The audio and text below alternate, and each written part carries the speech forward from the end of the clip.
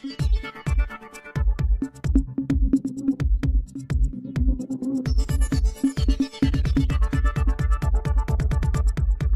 मालवणमध्ये 3 कामांचं भूमिपूजन संपन्न झालेलं आहे. सुरुवातीला रॉक गार्डन, नंतर नमो गार्डन आणि आता इकडे आपण मामा वरेरकर सभागृहाच्या कार्यक्रमामध्ये उपस्थित आहोत.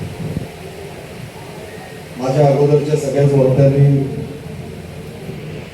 आपल्याला या कार्यक्रमाची माहिती दिली. आपण किती रुपये खेचून आणू शकलो 1.5 वर्षामध्ये हे आपल्या समोर त्यांनी आकडेवारी सहित सामंत साहेब असतील किंवा मग नगराध्यक्ष मॅडम असतील त्यांनी आपल्या समोर सगळं ठेवलेलं आहे. मामा वरेरकर सभागृहाचा जेव्हा विषय निघाला आणि त्याचा उल्लेख या व्यासपीठावर झाला की कोणीतरी इकडे व्हिडिओ बनवला आणि म्हणून मी हा निधी आणला, असातला काय भाग नाही. मी निवडणुकीला बोललो होतो. जेव्हा जेव्हा मी मामा वरेरकर मध्ये यायचो तेव्हा सांगितलं होतं की ह्या सभागृहाला 21व्या शतकातलं सभागृह मला बनवायचं आहे आणि त्याच्यासाठी जे काय करावं लागेल ते मी 100% करणार. लोक टीका करत असतात साहेब, मी काय जास्त लक्ष देत नाही.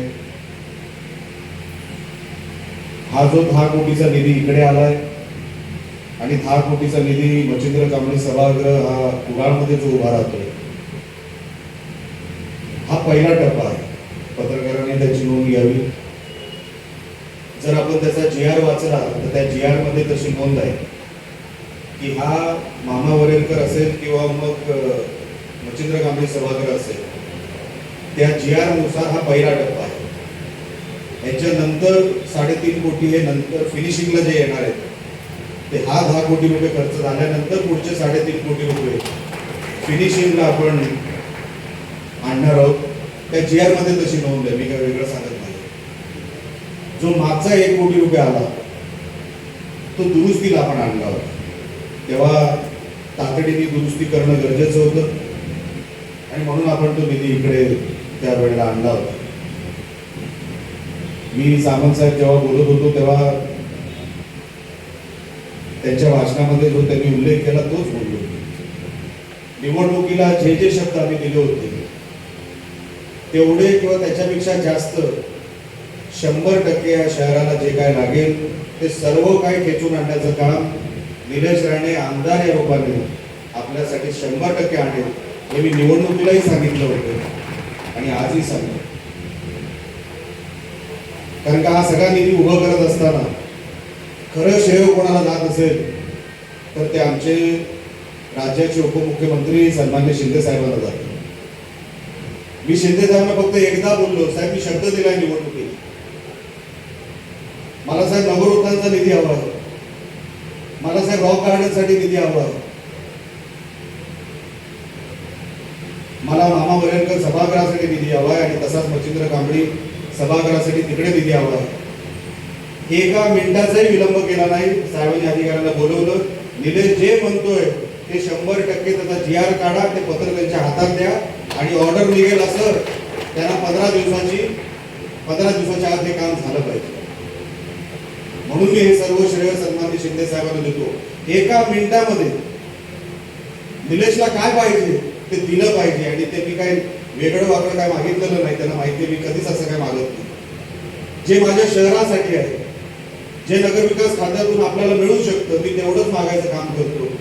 आणि जिथे जिथे मी मागितलं, जेव्हा जेव्हा मी शिंदे साहेबांकडे मागितलं, साहेबांनी कधीच नाही म्हटलं नाही. नाही तर सोडूनच द्या, हे सोडून तुला अजून काय पाहिजे ते मला सांग, ते पण तुला मी देतो.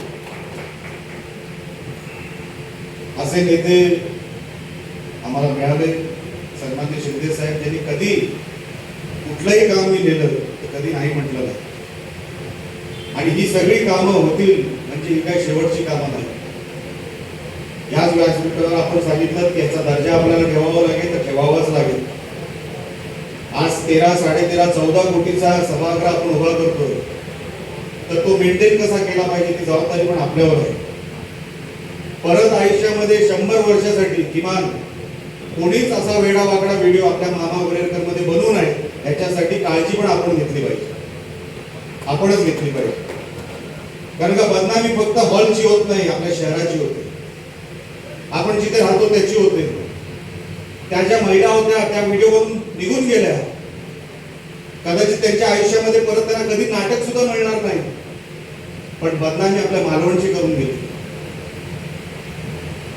म्हणून मॅडम आणि बाकीचे सगळे आमचे नगरसेवक आणि भारतीय जनता पक्षाचे सगळे नगरसेवक, मी विनंती आपल्याला करणार आहे, हा सगळा कोटीमध्ये निधी आपण इकडे जेव्हा आणतोय त्याला मेंटेन करा. या सगळ्या वास्तू या फक्त एकदा उद्घाटन झाल्या म्हणजे सगळं काय आपलं काम संपलं असं समजू नका. रॉक गार्डन अनेक गोष्टी नवीन करण्यासारख्या आहेत. 1 कोटीमध्ये फक्त पेवर ब्लॉक अशासाठी नाही येते, नवीन काहीतरी निर्माण करा. नवीन कोणतरी आर्किटेक्ट, मी आता सीओ साहेब इकडे आहेत त्यांनाही सांगितलं, नुसतं रुटीनचं काम नको, काम हे लवकरात लवकर सुरू झालं पाहिजे तर झालंच पाहिजे, नाही तर तो निधी दुसरीकडे कुठेतरी वळवण्यात येतो. आपण पण नगराध्यक्ष मॅडम जेव्हा आपण हातात कुठलं काम घेतलं, रोजच्या रोज आठवड्याच्या आठवड्यामध्ये त्याच्या कामाचा फॉलोअप झाला का नाही हे पण आपण घेतलं पाहिजे. नाही तर नगर पंचायतीमध्ये आपल्याकडे नगर परिषद आहे, आपल्या या नगर परिषदेमध्ये फटीतून पण पैसे कसे मिळतील हे अजूनही असे लोक आहेत त्या नगरपालिकेमध्ये, अजूनही असे लोक आहेत.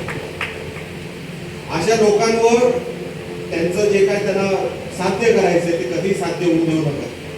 आपण फार मेहनतीने आपल्याला हे शहर उभं करावं लागेल. ज्यांनी 10 वर्ष या शहराला काही दिलं नाही ते माझ्या 1.5 वर्षाच्या कालावधीमध्ये मला विचारतात मी काय काय दिलं. मी 10 वर्षात कधीच कोणावर टीका केली नाही. मी माझ्या नाकासमोरचं काम करत राहील.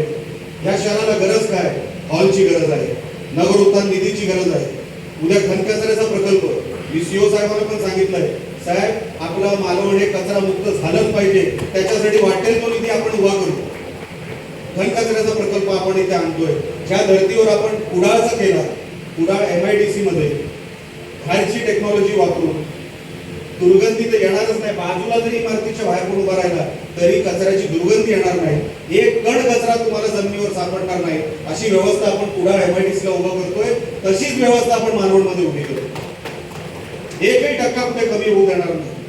आपल्याला कचरा मुक्त मालवण करायचं. एवढे पर्यटक येतात, ट्रॅफिक होते, त्याच्यासाठी आता ज्याचा उल्लेख आता सामंत साहेबांनी केला तो आपला जो रस्ता इकडे जरीबरीतून बाहेर खाली येतो, त्या रस्त्यासाठी लँड ॲक्विजिशनला मी सीओ साहेबांना सांगितलंय, लँड ॲक्विजिशनला जेवढे पैसे लागतील निलेश राणे उभं करणार, पण पहिला तो रस्ता आपल्याला तिकडे मार्किंग करून द्यावा लागेल. आपला बायपास झाला, एक ह्या बाजूनी आणि एक त्या बाजूनी, ट्रॅफिकची व्यवस्था, ट्रॅफिक कमी होणार. रस्ते तर आपण बंधारे असतील, रस्ता कम बंधारा असेल, आपल्या जिल्ह्याचे पालकमंत्री निलेश राणे यांच्याकडेच ते खातं असल्यामुळे आपल्याला काही वेगळं मागायची काही गरज नाही. किनारपट्टीवर किमान 200, 250, 300 कोटी रुपये खर्च होणार. मी तुम्हाला याच 5 वर्षात ते पैसे खर्च करून टाकतो. एवढी व्यवस्था आपण आपल्या शहरासाठी केली.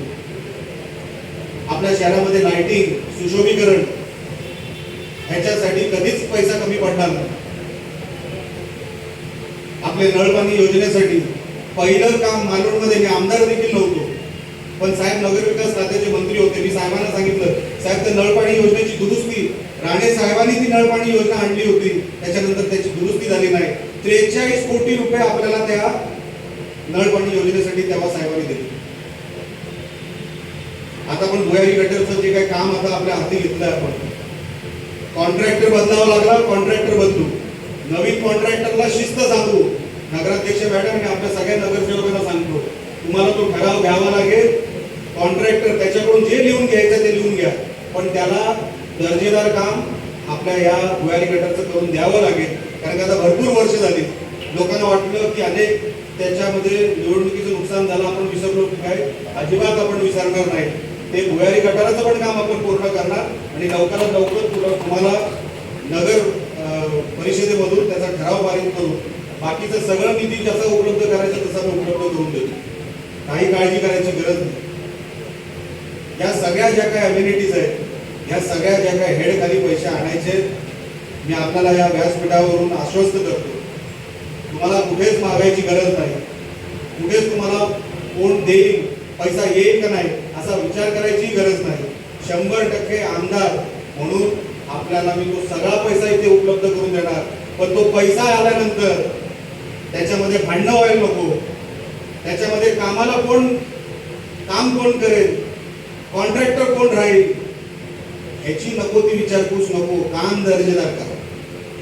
हे सगळे 100, 150, 200 करोड रुपये जे आपण आणतो ना, ते सहज कोणी माझ्या हातात दिले नाही, कोणी सहज सांगितलं नाही की जा हे कर. शिंदे साहेबांनी दिले, पण त्याच्यासाठी तिकडे आम्हाला काय काय करावं लागलं, कोणाकोणाला भेटावं लागलं. फार मेहनतीने हे 150-200 करोड रुपये आपण शहरासाठी आणले.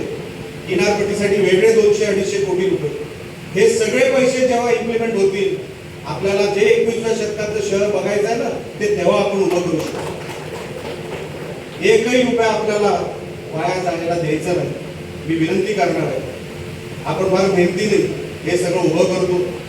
विरोधक टीका करू दे, टीका करण्याला काही लागत नाही. जसं मी सांगितलं ना, 10 वर्ष त्यांनी काय केलं नाही ते माझ्या 1.5 वर्षावर प्रश्न उपस्थित करतात. करू दे, माझी काही हरकतच नाही. हे जेवढे टीका करत राहतील तेवढा मी मोठाच होत राहणार. मी टीकेला कधी उत्तर तोंडाने देणार नाही, माझ्या कामातून देणार. एवढं काम या मालवण शहरामध्ये पाईपलाईन मध्ये आहे, एवढे पैसे आपल्या शहरामध्ये आणायचे,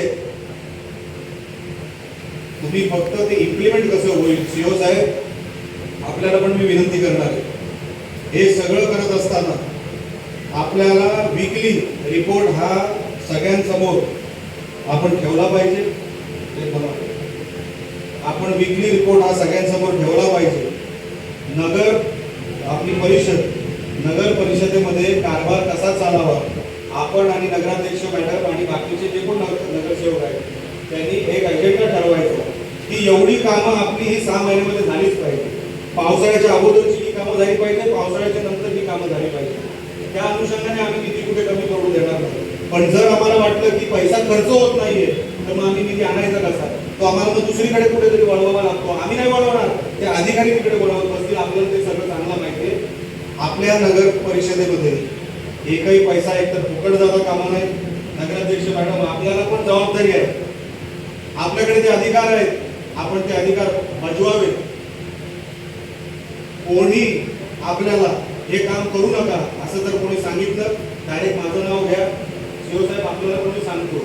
सभागृहामध्ये कोण गडबड गोंधळ करत असतील, सगळ्यावर पर्याय असतो, सगळ्याबद्दल पर्याय असतो. तुम्हाला ते सगळं माहिती आहे. निधी आलेला हा इम्प्लिमेंट झाला पाहिजे. सीओ साहेब, मला बाकी तुमच्याकडून काही नको, नगराध्यक्ष मॅडम कडून मला काही नको. आपल्याला लोकांनी फार विश्वासाने निवडून दिले. विचार करा तो काळ कसा होता.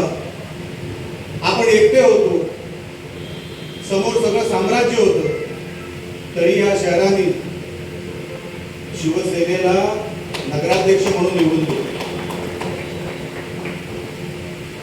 आम्हाला वाटले होते जेवढे नगरसेवक येतील, आपले नगरसेवक देखील निवडून दिले. या शहराचा आपण काहीतरी देणं लागतं. लक्षात ठेवा, लोकांना टीका करायची ती टीका करू दे, काही हरकत नाही. लोकांना काहीतरी त्याच्यातून मिळवायचं असेल ते मिळू देऊ नका, एवढं फक्त करा नगरपालिकेमध्ये. हा सगळा पैसा हा माझ्या नागरिकांचा आहे, माझ्या मालवणचा आहे. तो गैराकडे जाऊ देऊ नका, टक्केवारीमध्ये वाया जाऊ देऊ नका. हा सगळा पैसा तुमचा आहे, माझ्या शहराचा आहे.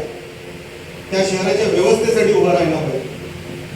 मी सगळ्या नगरपालिकेच्या कर्मचाऱ्यांना पण सांगतो, आपण पण जेव्हा ड्युटी कराल, जसं आम्ही करतो, ही माझी ड्युटी आहे. आमदार काय पद फक्त मिरवण्यासाठी नाही, मी 18 तास काम करतो. कशासाठी? मला लोकांनी निवडून दिले, माझ्यावरही जबाबदारी आहे. आणि म्हणून मी आपल्याला विनंती करणार आहे, लांबचं भाषण करायचं नाही.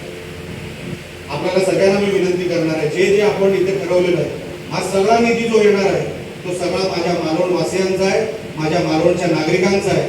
तो कुठेही 1 रुपया पण इकडे तिकडे जायला देऊ नका. नगराध्यक्ष मॅडम, तुमच्याकडे ते अधिकार आहेत. अधिकार असे बाजूला की राणे साहेबांचा तुम्हाला फोन आला पाहिजे की मॅडम तुमचं मी अभिनंदन करतो, शहर असंच चालवावं लागतं आणि तुम्ही ते तसं चालवलं, असं अभिप्रेत असलेलं काम आपण या शहरामध्ये करून दाखवावं. एवढी फक्त विनंती आपल्याला मी इकडे करतो. आमच्या सगळ्या नगरसेवकांचं, भारतीय जनता पक्षाच्या सगळ्या नगरसेवकांचं मी मनापासून कौतुक करतो. येणारं जे काय आहे ते आपल्याला अजून वेगाने आणि अजून त्याला इम्प्लिमेंट करण्यासाठी ज्या काही गोष्टी कराव्या लागतील ते कराव्या लागतील. हे सगळं आपण कराल आणि ते घडून आणणार आणि 21व्या शतकातलं आपलं मालवण हे जगाला वाटावं की जगाने कुठूनही माणूस आला जगातून त्याला असं वाटलं पाहिजे आपण 21व्या शतकातल्या शहरात आलो. एवढं फक्त मला काम या निमित्ताने आपल्या समोर सांगायचं होतं. आपण सगळ्यांनी शांतपणे ऐकून घेतलं.